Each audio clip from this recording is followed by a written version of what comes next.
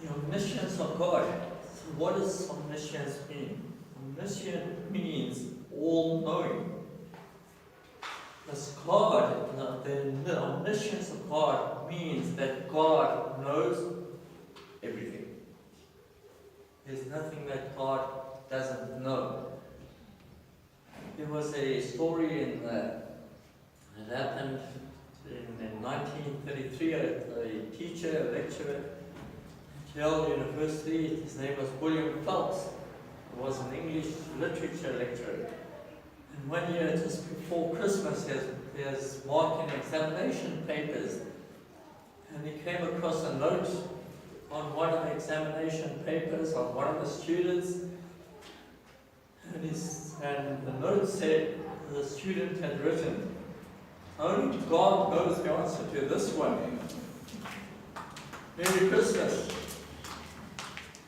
So William Phelps wrote a note back when he handed back to the student after he marked it, and he said, "God gets an A, you get an F. Happy New Year." So often isn't it true that when we don't know something and it seems beyond us, we've got that expression, that God knows. And it's true. God does know. Sometimes we don't know. But sometimes we ought to know. Like that student ought to know the answer to a question because they're studying. Sometimes we really don't know. Sometimes life gives us curveballs, which means that something out of the ordinary, something that's we go through and we say, "Why am I going through?" And that's when we say, "Well, God knows, but I don't, and we don't know." But we rest assured that God knows why we're going through certain things in life. God knows all things.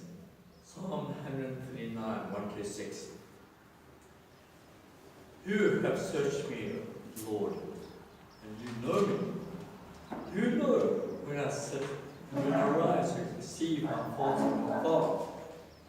You discern my going out and my lying down. You are familiar with all my ways. Before a word is on my tongue, Lord. You know it completely. You, Lord, know it completely. You hem me in behind and before, and you lay your hand upon me. Such knowledge is too wonderful for me, too lofty for me to attain." In other words, yes, some things are beyond us. Things that God knows and how He knows it is beyond us. They're too wonderful for me, too lofty for me to attain. And so there's much in life that we don't know, that God knows. And I'm not going to be talking this morning about God's knowledge of all things, of the universe, and I'm going to be talking this morning about us. And the way God knows all about us this morning. Because we can know, well, God knows how many rocks on the moon. How does it affect us? Well, God knows exactly how many stars are in the universe. How does that affect us? It doesn't. Nice to know if we had ever known that. That doesn't affect us. So the knowledge so what really matters for us is what does God know about us? First thing is that God knows us intimately. God knows us intimately. Psalms 139, 1-2, "You have searched me, Lord, and you know me. You know when I sit and when I rise. You perceive my thoughts from afar." God knows everything about us. He knows the basic routines of life. When I sit and when I rise, He knows what we've got a routine in life. I've got my routine. I'll wake up in the morning, sometimes with the alarm, and many times before the alarm goes off. And so God knows my routine. I wake up, first thing I do, get out of bed and I get dressed. First thing I do before I do anything else. Go and make coffee, feed the cats, because the cats are begging for food. And even if you get up at 2 o'clock in the morning, the cats are begging for food. Because that's what cats seem to do. But anyway, and so on. So God knows that. God knows our routines. He knows us when we're in our bedrooms, when we're in our kitchens, when we, and whatever we're doing in life, He knows. When we sit down and we read our Bible, and He knows when we don't sit down and read our Bible. He knows when we pray and when we don't sit down and pray. He knows our routines. However, He knows us more intimately than our daily routines. He perceives our thoughts from afar. He knows what we're thinking, and He knows what's in our hearts. Now that's a daunting thought, isn't it? Because what are you thinking? What's in your heart? Have you ever thought about it, that God knows what you're thinking? He knows what you're thinking about in life. He knows what you're thinking about when you think about someone else. He knows when you're thinking and contemplating something, and He knows when you're thinking about doing something good, and He knows when you're thinking about doing something bad. He knows our hearts. And I hear a lot of people telling others not to judge them, because God knows our hearts. Well, that should terrify us. The fact that God knows our hearts. Because the heart is deceitful above all things. Who can understand it? And so God knows our hearts. That shouldn't always give us a rest and a peace. That should make us fearful to say, well, if God knows my heart, I better keep my heart pure before God. Is that not so? There are times when we can rest in the knowledge that God sees the good in us. Such as when He sees the bad and He sees the good. Such as when He chose David to be king. 1 Samuel 16, 6-7. When they arrived, Samuel saw Eliab and thought, now Eliab was David's oldest brother. And thought, surely the Lord's anointed stands here before the Lord.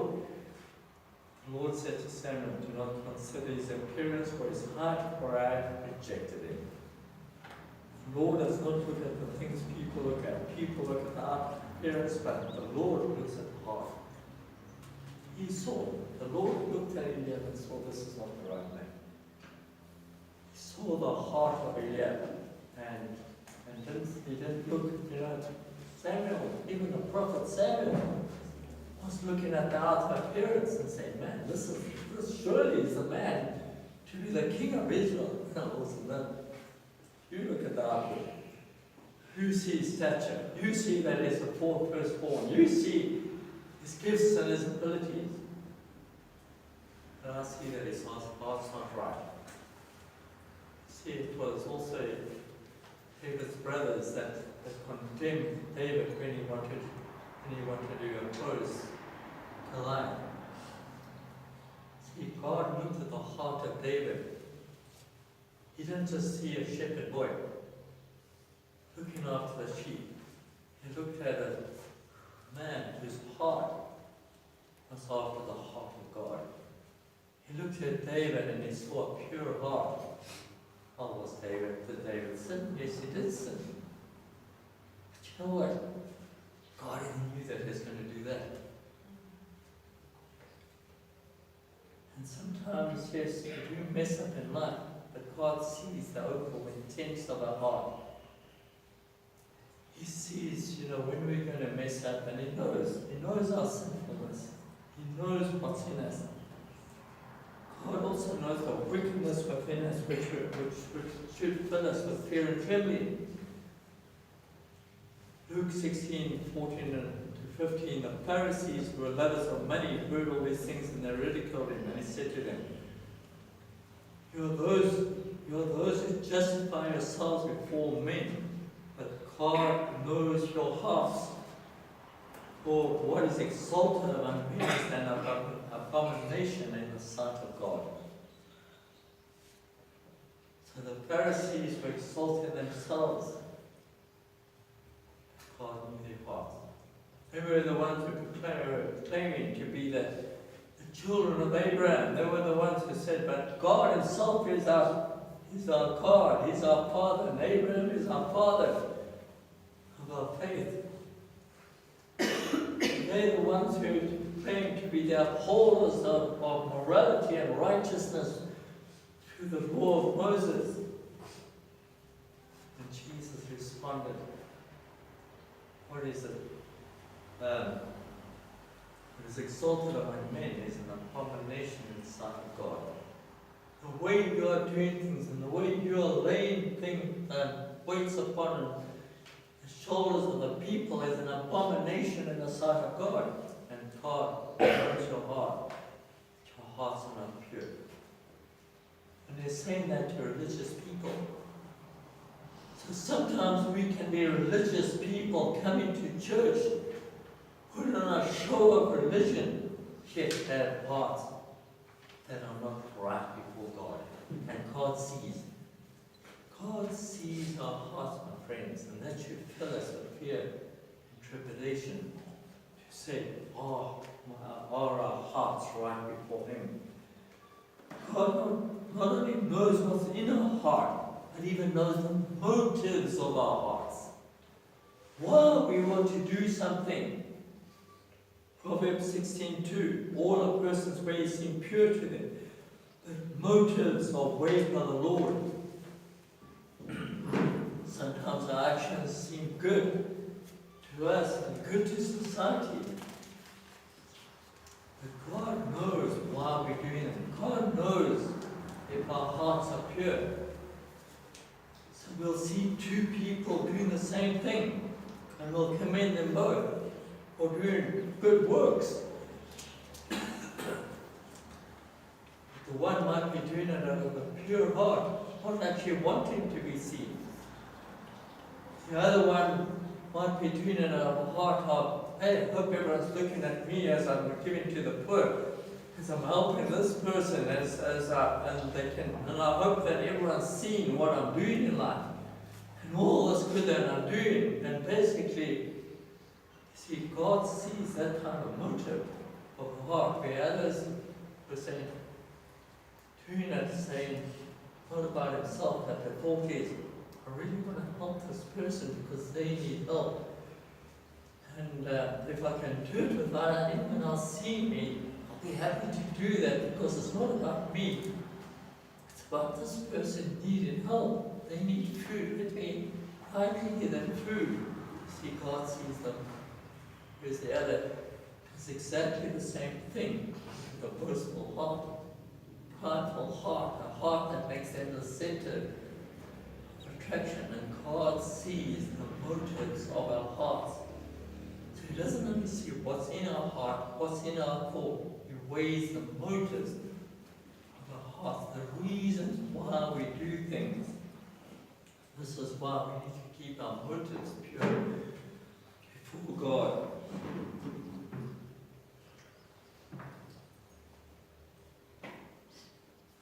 But God also knows our actions. Psalm 139 verse 3.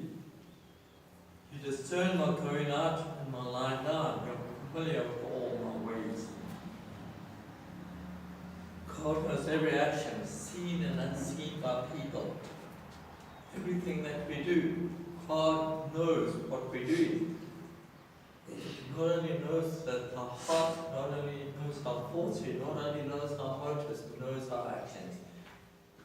He sees everything we do. Nothing that we do is hidden from Him, positive or negative. Nothing is hidden.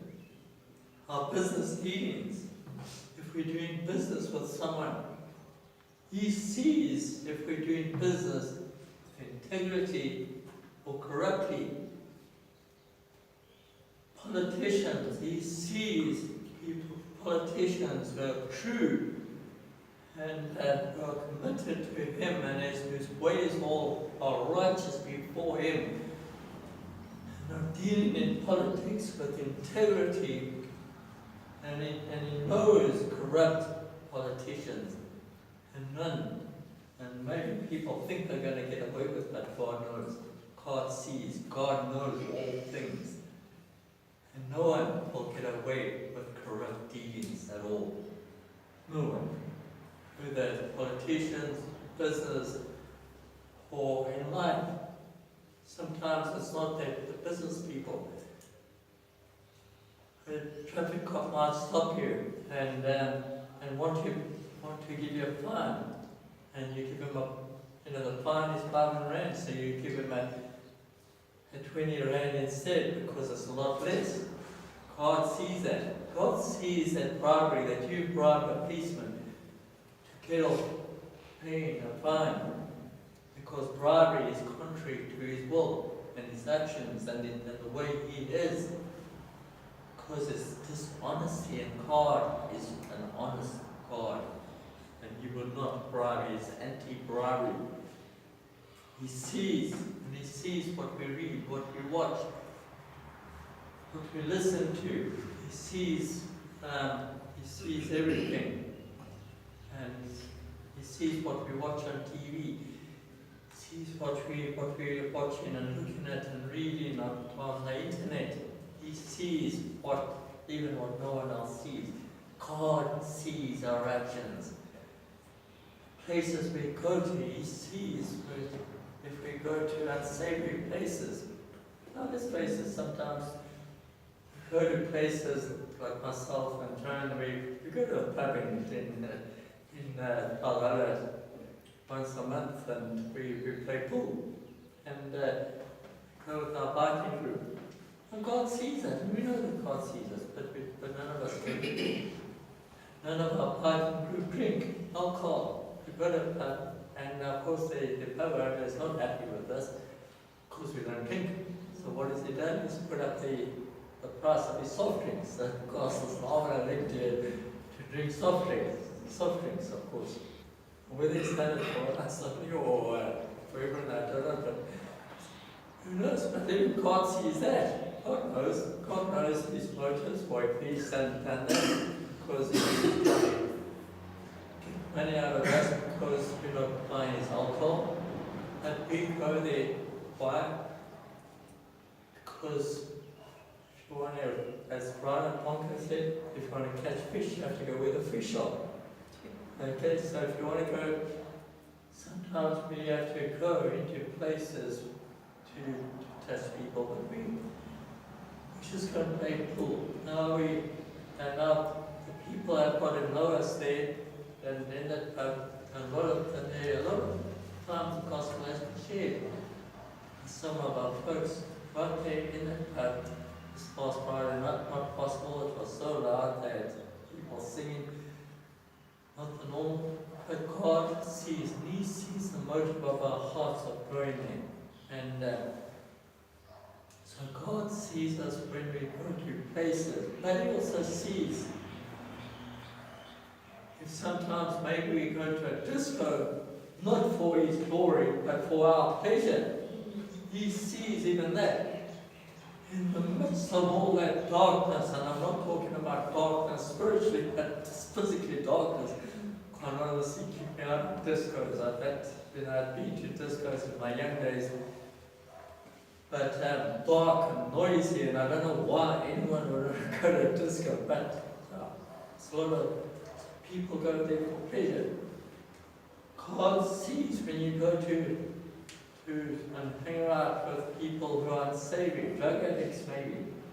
God sees all people we hang out, but God also sees if you're hanging around with wholesome, righteous people. And God sees that and He commends us. And He sees both. We mustn't think that He's only looking and He's not out to get us.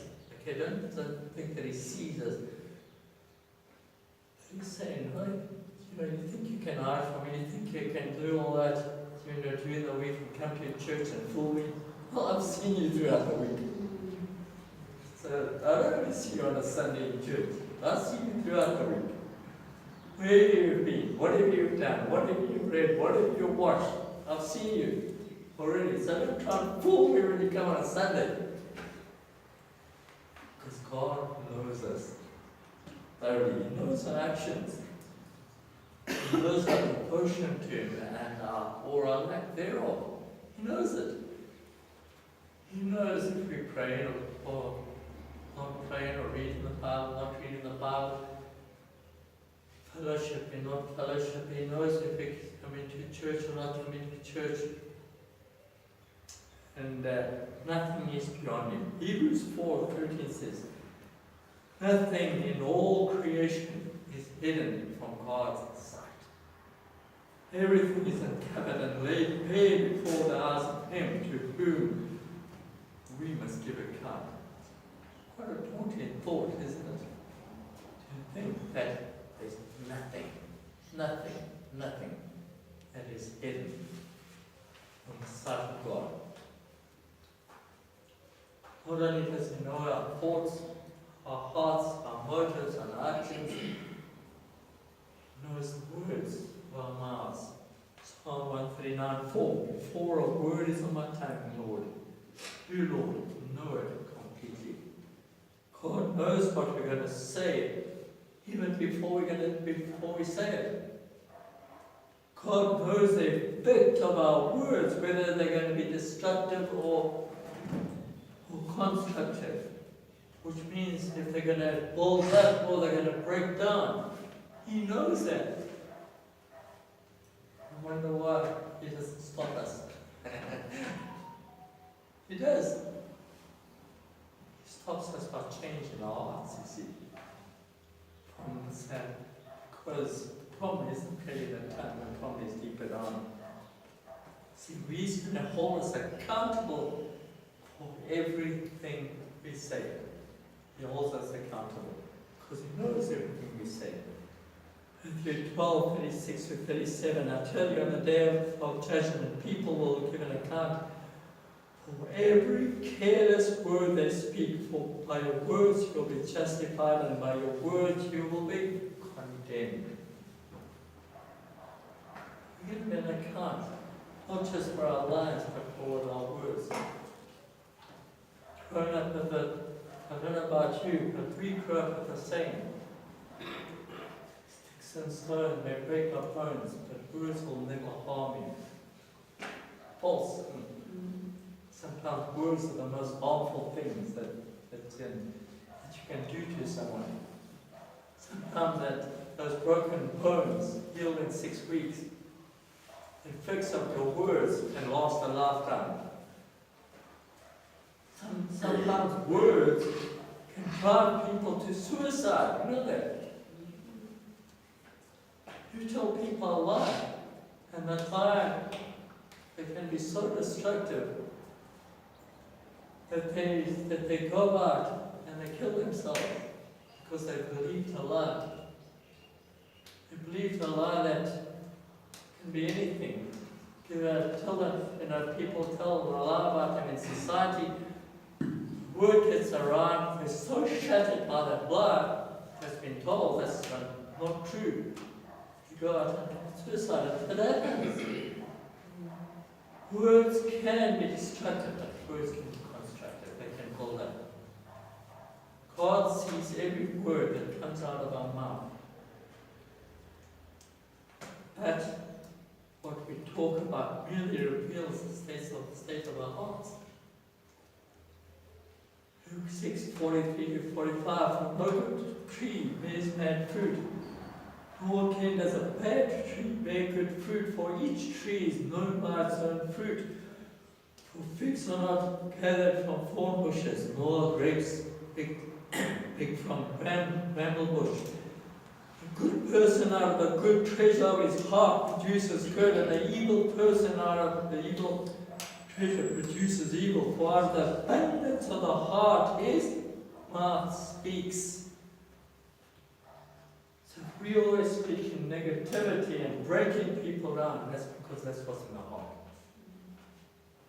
And if we always pulling each other up, because there's goodness in the heart. If we saying things that are God purifying us, that's because God is already glorified in our hearts. Glorify Christ Jesus in our hearts, and therefore the mouth speaks of Him.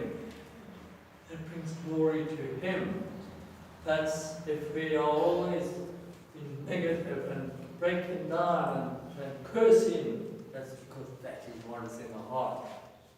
That's what needs to be dealt with, you see. That's why I say, God does stop and change the way we speak. But He does it by changing the heart. Because if He changes the heart, the speech will change automatically. He knows every word what we're going to say before we say it. We've seen that God knows our hearts and knows what will come out of them. Sometimes we try to deceive God by empty promises, wordy sounding words, but God is not deceived. We cannot deceive God. You cannot deceive someone who knows everything already. That's impossible. We're deluded if we think we're going to deceive God by promising Him something that we're not going to do. Because He already knows what we're going to do and what we're not going to do. So don't try and deceive God by making Him empty promises. God's knowledge is eternal. Psalm 135:5-6. You hem me in behind and before. You lay your hand upon me. Such knowledge is too wonderful for me, too lofty for me to attain. When we think of the word you hem me in behind and before, we think of physically behind us and in front of us. Not so. That's what it's talking about. It's talking about behind us in the past and before us in the future. It can be. God does hem us in physically as well. Because He's also not only omniscient, He's omnipresent. Okay, we'll get to that. But we're talking about His all-knowingness, His omniscience today. And He knows our past and He knows our future. Besides knowing our present, He knows our present as well. He knows everything we've done, and He knows everything we'll ever do.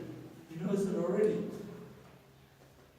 He knows our past circumstances, He knows our future circumstances. Nothing you've been through has taken Him by surprise. And you know what? Nothing you'll ever go through will take Him by surprise. He already knows it. And He's preparing you for it. But we need to trust Him day by day. And the more we hold on to His hands, the more and the less we will be taken by surprise of bad future circumstances. He already knows that we need to be walking with Him into our future. So it is comforting to know that God knows all about us. It's discomforting as well. Especially when He knows some of the stuff we've done in the past. We think, Lord, you really have to know that. You know, can't you just sweep that under the carpet? But God knows us. And the most amazing thing is that even though He knows every aspect about us, He still loves us. I mean, think about it. Would you love you if you knew everything about you? But God knows everything about what you've done in your past and still loves you. And still gave Himself on that cross for you. Because He loves you, even though He knows everything about you. Maybe we can put it this way. Even because He knows you, He gave Himself on the cross because He saw it in your need for Him to go to the cross. Knowing that God knows our past, our actions, our thoughts, our words, and still loves us should fill us with gratitude at His love that reaches beyond our frailties and shortcomings. We should fall down before Him, grateful, thankful for His love. Are we grateful for His love, even though He knows us so intimately? Of course, it should also fill us with fear of the Lord. Causes us to live lives that are right before Him. knowing that as much as He loves us, nothing is hidden from Him, and He will always uphold His holiness and justice. In other words, we mustn't just say, well, God knows me and He loves me anyway, therefore I must just live as a one. That's not how it works. As much as He loves us, He still is a holy and just God. And if we reject His love, we will still get His justice.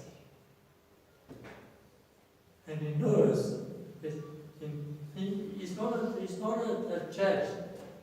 When we talk about justice, we're talking about a judge, right? He's not a human judge that has to hear all testimonies from all sides to get the full picture. God, in His omniscience, already has the full picture. So don't think we're going to stand before Him on the day of judgment and try and pull the wool over His eyes. In other words, don't try and think that we're going to sway Him, if we're in the wrong. He's not going to be a judge that's going to be swayed. He knows all about us. He knows the motives and the intents of our hearts. So on that day of judgment, it's better to be honest before the Lord. I'm a sinner. Have mercy on me. Like the taxpayer, not the tax collector who cried out to God, Lord, I'm a sinner. I'm not worthy of you. Have mercy on me. That's how we ought to come to God, knowing that He knows all things about us, knows us, knows our actions, knows our words, He knows our past, He knows our future, He knows our present. Let us live in a way knowing that God knows. When every time we're going to do something, know that God knows.